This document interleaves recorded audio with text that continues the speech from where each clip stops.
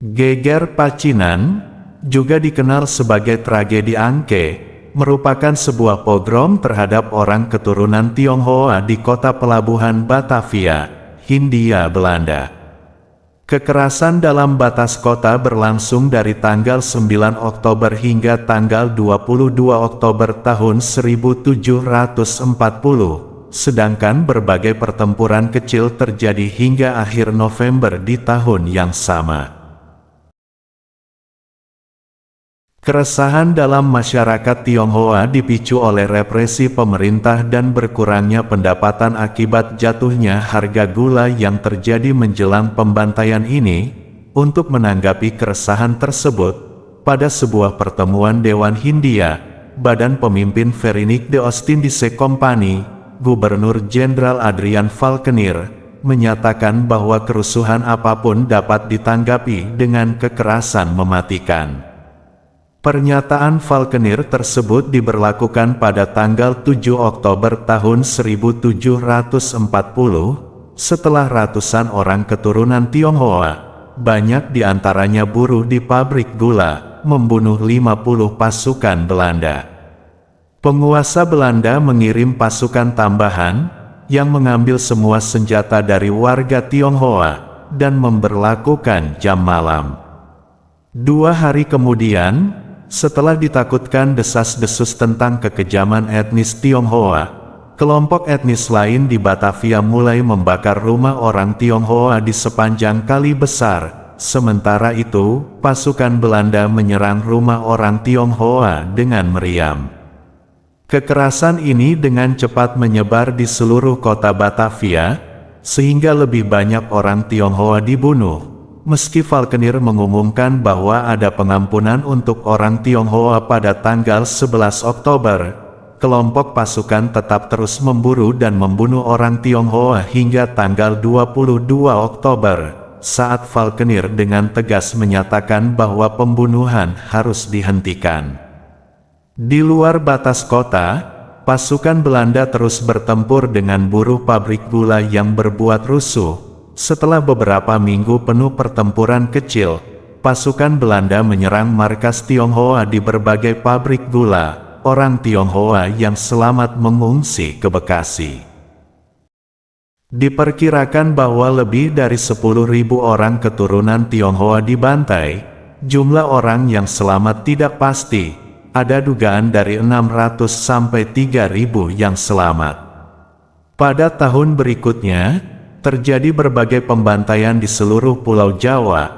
Hal ini memicu suatu perang selama 2 tahun, dengan tentara gabungan Tionghoa dan Jawa melawan pasukan Belanda.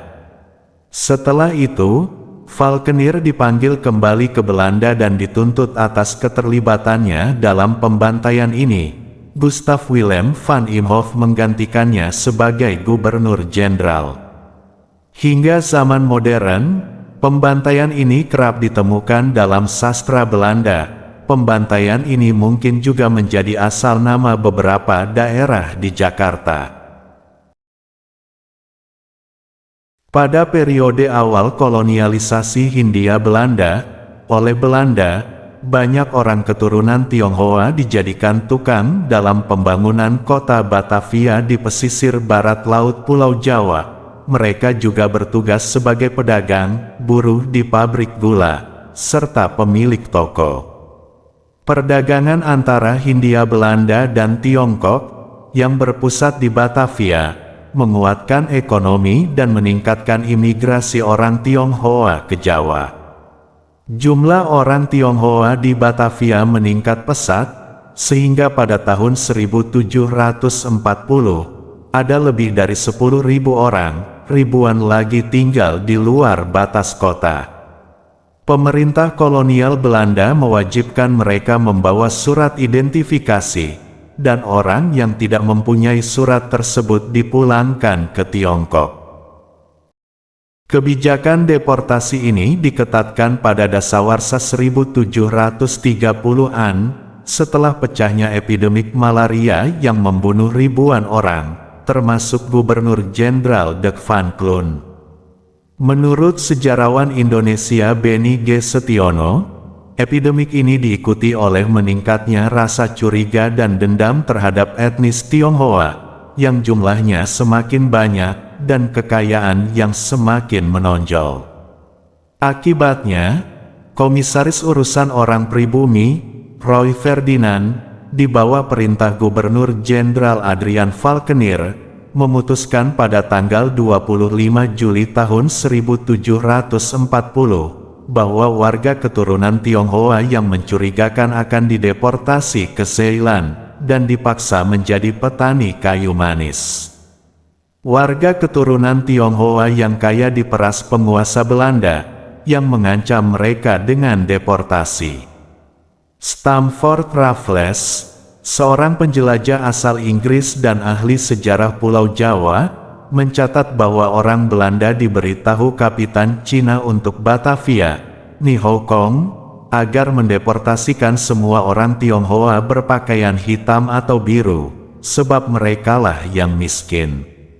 Ada pula desas-desus bahwa orang yang dikirimkan ke Ceylon tidak pernah sampai ke sana, tetapi justru dibuang ke laut, atau bahwa mereka mati saat membuat kerusuhan di kapal. Ancaman deportasi ini membuat orang Tionghoa resah, dan banyak buruh Tionghoa meninggalkan pekerjaan mereka.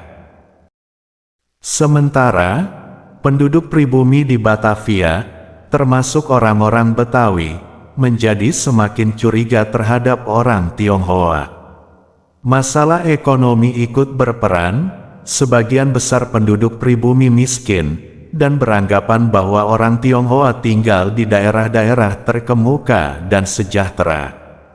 Biarpun sejarawan Belanda A.N. Pasman mencatat bahwa orang Tionghoa menjadi bak orang Yahudi untuk Asia, keadaan sebenarnya lebih rumit.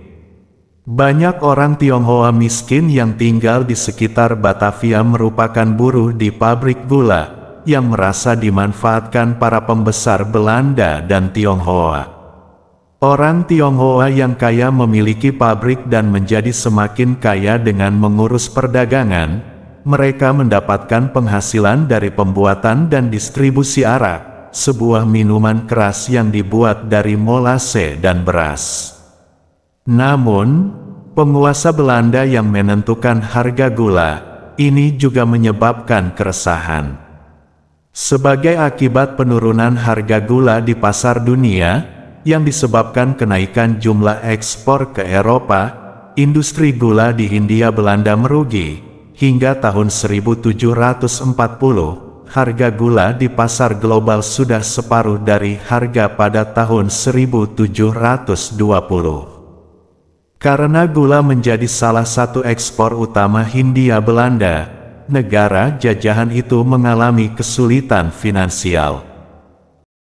Pada awalnya, beberapa anggota Dewan Hindia beranggapan bahwa orang Tionghoa tidak mungkin menyerang Batavia, dan kebijakan yang lebih tegas mengatur orang Tionghoa ditentang oleh fraksi yang dipimpin mantan Gubernur Ceylon Gustav Willem Baron van Imhoff, yang kembali ke Batavia pada tahun 1738. Namun, orang keturunan Tionghoa tiba di luar batas kota Batavia dari berbagai kampung, dan pada tanggal 26 September, Falkenir memanggil para anggota dewan untuk pertemuan darurat.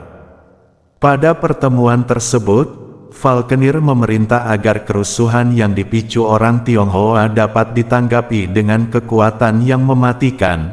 Kebijakan ini terus ditentang oleh fraksi Van Imhoff. Vermeulen berpendapat bahwa ketegangan antara kedua fraksi politik ini ikut berperan dalam pembantaian.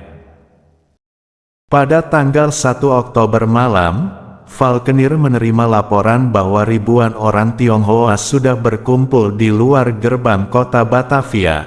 Amukan mereka dipicu oleh pernyataannya pada pertemuan Dewan 5 hari sebelumnya.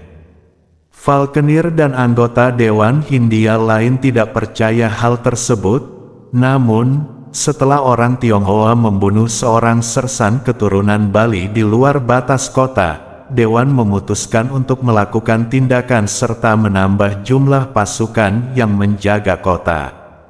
Dua kelompok yang terdiri dari 50 orang Eropa dan beberapa kuli pribumi, dikirim ke pos penjagaan di sebelah selatan dan timur Batavia, dan rencana penyerangan pun dibuat.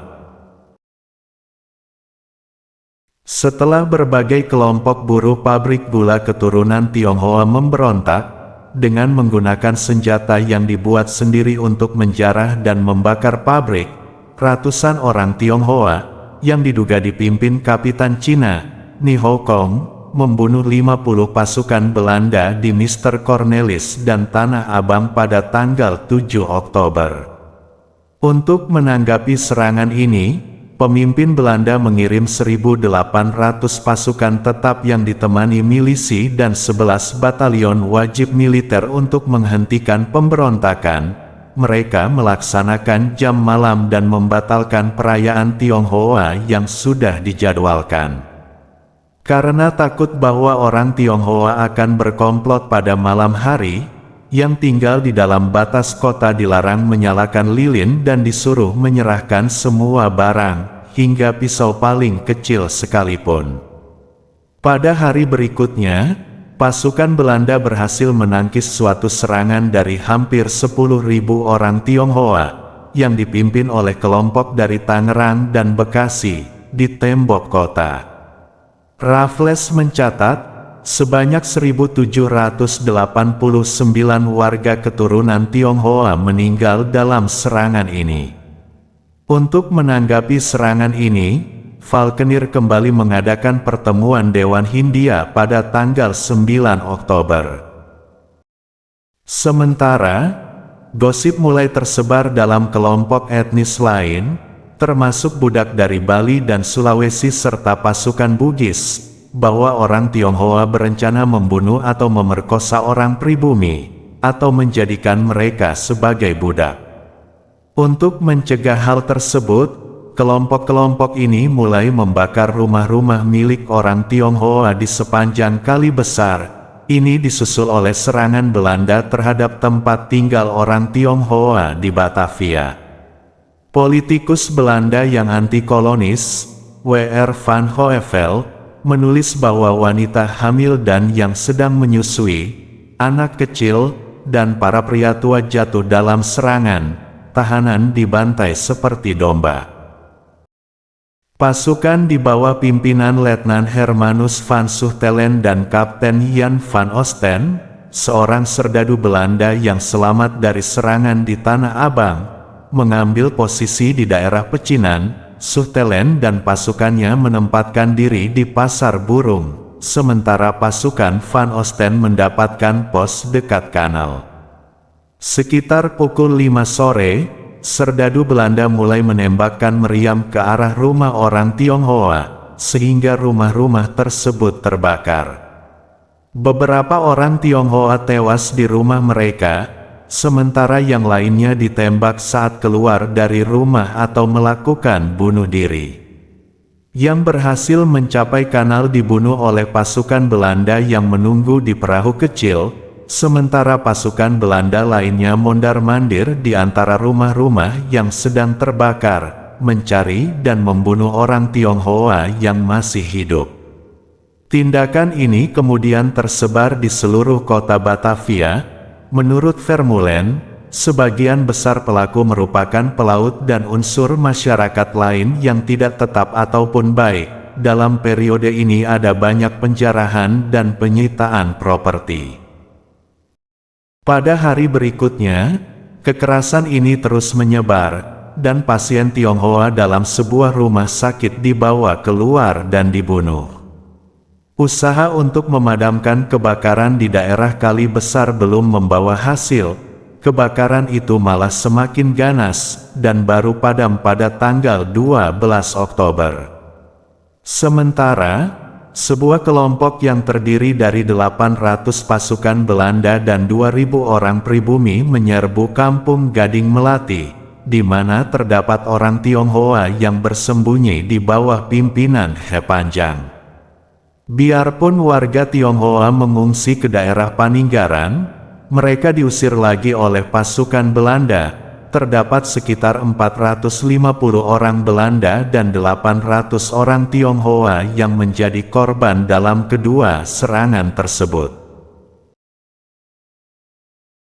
Pada tanggal 11 Oktober, Falkenir menyuruh para ofisir Belanda untuk menghentikan penjarahan, tetapi tidak berhasil.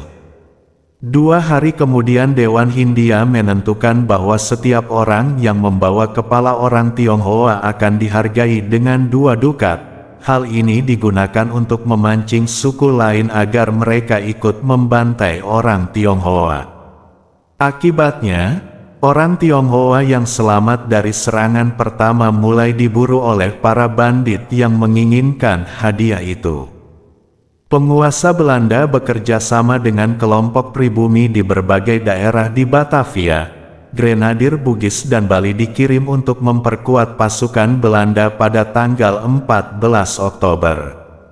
Pada tanggal 22 Oktober, Falkenir memerintahkan agar semua pembunuhan dihentikan. Dalam sehelai surat panjang yang berisi bahwa kesalahan sepenuhnya berada di tangan orang Tionghoa saat kerusuhan di Batavia, dia mengajak orang Tionghoa untuk berdamai, kecuali pemimpin pemberontakan. Dia mengajukan penghargaan sebanyak 500 dukat untuk setiap pemimpin yang dibunuh. Di luar batas kota terus terjadi pertempuran kecil antara pemberontak Tionghoa dan pasukan Belanda. Pada tanggal 25 Oktober, setelah hampir 2 minggu adanya pertempuran kecil, 500 orang Tionghoa bersenjata berangkat menuju Kadowang, tetapi dihalau oleh kavaleri di bawah pimpinan Ritmister Christoffel Moll serta Kornet Daniel Chitz dan Peter Donker. Pada hari berikutnya, kavaleri itu, yang terdiri dari 1.594 pasukan Belanda dan pribumi, mendekati markas orang Tionghoa di pabrik gula Salapajang. Di sana mereka berkumpul di hutan, lalu membakar pabrik yang masih penuh dengan pemberontak Tionghoa. Satu pabrik lain di Bujong Renje dimusnahkan oleh pasukan Belanda lain. Karena takut pada pasukan Belanda, orang-orang Tionghoa mengungsi ke pabrik gula lainnya di Kampung Melayu, yang berjarak 4 jam dari Salapajang. Markas ini dimusnahkan oleh pasukan di bawah pimpinan Kapten Jan George Kramel. Setelah mengalahkan orang Tionghoa, pasukan Belanda kembali ke Batavia, sementara orang Tionghoa, yang mulai dikurung 3.000 prajurit dari Kesultanan Banten, melarikan diri ke arah timur mengikuti pesisir utara Pulau Jawa, dan pada tanggal 30 Oktober, dilaporkan bahwa orang Tionghoa tersebut sudah melewati Tangerang. Perintah untuk gencatan senjata diterima Kramel pada tanggal 2 November, dia dan pasukannya kembali ke Batavia setelah menempatkan 50 penjaga di Kadowang. Ketika Kramel tiba di Batavia, sudah tidak ada lagi pemberontak Tionghoa di luar tembok kota. Penjarahan berlangsung sampai tanggal 28 November, dan pasukan pribumi terakhir dibebas tugaskan pada akhir bulan itu.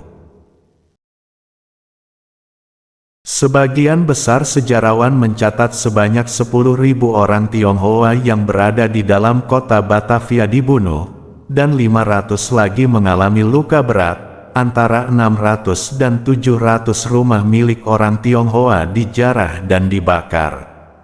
Vermeulen mencatat 600 orang Tionghoa yang selamat, sementara sejarawan Indonesia, ART Kemasang, mencatat 3.000 orang yang selamat. Sejarawan Tionghoa Indonesia, Beni G. Setiono mencatat bahwa sebanyak 500 tahanan dan pasien rumah sakit dibunuh, dengan jumlah orang yang selamat sebanyak 3.431. Pembantaian ini disusul oleh periode yang rawan pembantaian terhadap warga keturunan Tionghoa di seluruh Pulau Jawa, termasuk satu pembantaian lagi di Semarang pada tahun 1741, dan beberapa pembantaian lain di Surabaya dan Gresik. Sebagai salah satu syarat untuk berakhirnya kekerasan, yakni semua penduduk Batavia keturunan Tionghoa dipindahkan ke suatu pecinan di luar batas kota Batavia. Ini membuat orang Belanda lebih mudah mengawasi orang Tionghoa. Untuk meninggalkan pecinan, orang Tionghoa membutuhkan tiket khusus. Namun, pada tahun 1743, sudah ada ratusan pedagang keturunan Tionghoa yang bertempat di dalam kota Batavia. Orang Tionghoa lain yang dipimpin oleh He Panjang mengungsi ke Jawa Tengah, di mana mereka menyerang berbagai pos perdagangan Belanda dan bergabung dengan pasukan di bawah pimpinan Susuhunan Mataram, Pakubuwana II. Meskipun perang ini sudah selesai pada tahun 1743, selama 17 tahun, terdapat konflik di Jawa secara terus-menerus.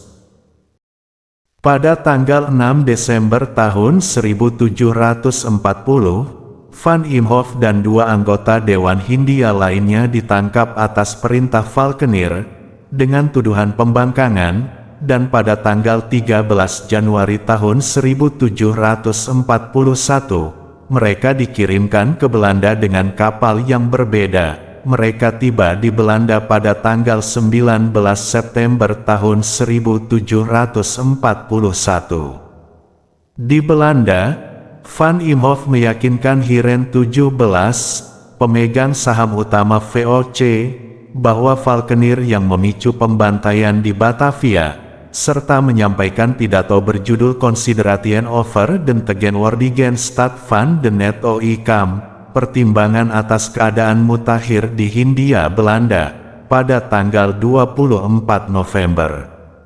Sebagai akibat dari pidato itu, Van Imhoff dan anggota dewan lain dibebaskan dari semua tuntutan. Pada tanggal 27 Oktober tahun 1742, Van Imhoff dikirimkan kembali ke Batavia menggunakan kapal Hersteller sebagai Gubernur Jenderal Hindia Belanda yang baru. Ia tiba di Batavia pada tanggal 26 Mei tahun 1743. Falkenir sudah diminta digantikan sebagai Gubernur Jenderal pada akhir tahun 1740, dan pada bulan Februari tahun 1741 menerima surat yang memerintahkan dia mengangkat Van Imhoff sebagai penggantinya. Versi lain ialah bahwa Hiren 17 menggantikan Falkenir sebagai hukuman atas terlalu banyak gula yang diekspor daripada kopi pada tahun 1739, yang sangat merugikan VOC. Saat Falkenir menerima surat tersebut, Van Imhoff sudah dalam perjalanan ke Belanda. Falkenir meninggalkan Hindia Belanda pada tanggal 6 November tahun 1741, setelah memilih Johannes Tedens sebagai penggantinya sampai Van Imhoff sudah kembali. Pada tanggal 25 Januari tahun 1742 dia mendarat di Cape Town tetapi ditangkap dan diselidiki oleh Gubernur Hendrik Swellenrebel atas perintah Hiren 17. Falkenir dikirim kembali ke Batavia pada bulan Agustus tahun 1742, di mana ia dipenjarakan di Benteng Batavia, dan 3 bulan kemudian, digugat atas beberapa tuntutan, termasuk keterlibatannya dalam geger Pacinan. Pada bulan Maret tahun 1744, ia dinyatakan bersalah dan dituntut dengan hukuman mati dan harta bendanya disita. Pada bulan Desember tahun 1744, kasus tersebut dibuka kembali setelah Falkenir membuat pernyataan yang panjang untuk membela dirinya. Falkenir meminta lebih banyak bukti dari Belanda, tetapi meninggal dunia dalam kurungan pada tanggal 20 Juni tahun 1751, sebelum penyelidikan diselesaikan. Hukuman mati dibatalkan pada tahun 1755. Vermeulen berpendapat bahwa penyelidikan Falkenir tidak adil dan dipicu oleh amarah masyarakat di Belanda. Ini mungkin diakui secara resmi, sebab pada tahun 1760, putra Falkenir, Adrian Isaac Falkenir, mendapatkan ganti rugi sebanyak 725.000 gulden. Produksi gula di daerah Batavia turun secara drastis setelah pembantaian, sebab banyak orang Tionghoa yang dulu mengurus industri tersebut sudah terbunuh atau hilang. Industri tersebut mulai berkembang lagi setelah Gubernur Jenderal Van Imhoff mengkolonisasi Tangerang. Awalnya dia bermaksud agar orang yang berasal dari Belanda untuk bertani di sana. Dia berpendapat bahwa orang Belanda yang sudah ada di Batavia adalah orang malas, namun dia tidak bisa menarik orang baru karena pajak di Hindia Belanda sangat tinggi. Maka dia terpaksa menjual tanah kepada orang Belanda yang ada di Batavia. Pemilik tanah baru ini tidak berkenan untuk mengerjakan tanah tersebut, maka mereka menyewakan tanah itu kepada orang Tionghoa. Produksi meningkat setelah itu, tetapi baru pada dekade 1760-an, produksi ada pada tingkat yang sama dengan tahun 1740. Setelah itu, produksi mulai berkurang lagi, jumlah pabrik gula juga berkurang. Pada tahun 1710 terdapat 131 buah, tetapi pada tahun 1750 jumlahnya hanya 66 buah. Vermeulen menyebut pembantaian ini sebagai salah satu peristiwa dalam kolonialisme pada abad ke-18 yang paling menonjol. Dalam disertasinya, W.W. Darmowijono menyatakan bahwa pogrom ini mempunyai peran besar dalam sastra Belanda. Sastra ini muncul dengan cepat. Darmowijono mencatat adanya sebuah puisi oleh Willem van Haren yang mengkritik pembantaian ini, dan sebuah puisi anonim dari periode yang sama, yang mengkritik orang Tionghoanya. Raffles menulis, pada tahun 1830 bahwa catatan historis Belanda jauh dari lengkap atau memuaskan. Sejarawan asal Belanda, Leonard Blusse menulis bahwa geger Pacinan secara tidak langsung membuat kota Batavia berkembang pesat, tetapi membuat dikotomi antara etnis Tionghoa dan pribumi yang masih terasa hingga akhir abad ke-20. Pada abad yang sama, pembunuhan massal ini dicatat juga dalam bahasa Banjar oleh Abdur Rahman di syairnya, Syair Hemok. Pembantaian ini mungkin juga menjadi asal nama beberapa daerah di Jakarta. Salah satu etimologi untuk nama Tanah Abang, yang berarti tanah merah, ialah bahwa daerah itu dinamakan untuk darah orang Tionghoa yang dibunuh di sana. Van Hoevel berpendapat bahwa nama itu diajukan agar orang Tionghoa yang selamat dari pogrom lebih cepat menerima amnesti. Nama Rawa Bangke mungkin diambil dari kata bangkai, karena jumlah orang Tionghoa yang dibunuh di sana. Etimologi serupa juga pernah diajukan untuk Angke di Tambora, Jakarta Barat.